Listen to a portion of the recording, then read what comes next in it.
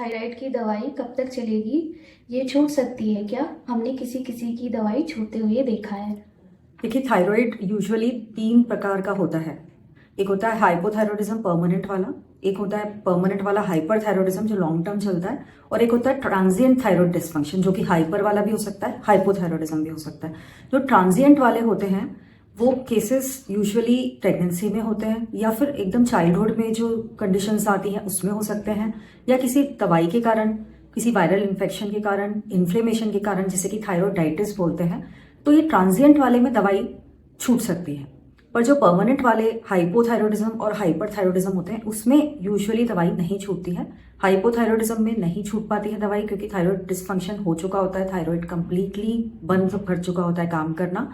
Hyperthyroidism में क्या होता है, अपने आप कुछ रेमिशन के फेजेस आते हैं, तब दवाई कम करते हैं या बंद करते हैं। पर ये सारा का सारा जो डिसीजन है ये एंडोक्राइनोलॉजिस्ट या आपके सीनियर डॉक्टर्स जो भी आपको ट्रीट कर रहे हैं उनका ही होना चाहिए। आप कभी भी दवाई कहीं सुनकर मत छोड़िएगा कि थायराइड की दवाई तो हमने छोड़ दी और हमारा ठीक हो गया। ये उन लोगों का ठीक होता है जिनको ट्रांजिएंट होता है।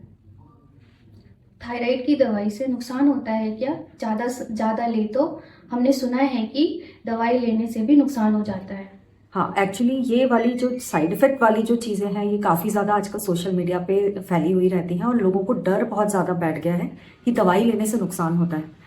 कुछ दवाइयों के डेफिनेटली साइड इफेक्ट्स होते हैं, पर जो थायराइड की जो मेडिसिन होती हैं, स्पेशली जो हाइपोथायराइड की मेडिसिन है लीवोथायरोक्सिन, वो थायराइड की मेडिसिन नहीं है, वो थायराइड हार्मोन रिप्लेसमेंट है। क्योंकि जो थायराइड ग्लैंड है वो फंक्शन करना बिल्कुल बंद कर चुका है, तो उसको रिप्लेस करना जरूरी है। क्योंकि थायराइड हार्मोन आपके सिर के बाल से लेके आपके पैर के नाखून तक काम करता है, हर सेल हर ऑर्गन पे काम करता है, और अगर ये रिप्लेस नहीं किया जाता है तो हर तरह की प्रॉब्लम्स क्रिएट हो जाती हैं, ऑर्गन्स में भी, सिस्टम्स में भी, बॉडी में, और बहुत सारे कॉम्प्लिकेशन हो सकते हैं। तो इस हार्मोन को रिप्लेस करना बहुत जरूरी होता है। तो इस दवाई का, जैसे कि आप बोल रहे हैं, कोई साइड इफेक्ट नहीं होता अगर वो सही मात्रा में दी जाए, सही समय के लिए दी जाए, और उसका फॉलोअप मॉनिटरिंग हो रहा है एक एक्सपर्ट के द्वारा। मेनली इसके लिए एंडोक्राइनोलॉजिस्ट बेस्ट रहते हैं। अगर आपके पास अवेलेबल नहीं है तो आप किसी सीनियर एक्सपीरियंस डॉक्टर से इसका ट्रीटमेंट कराएं।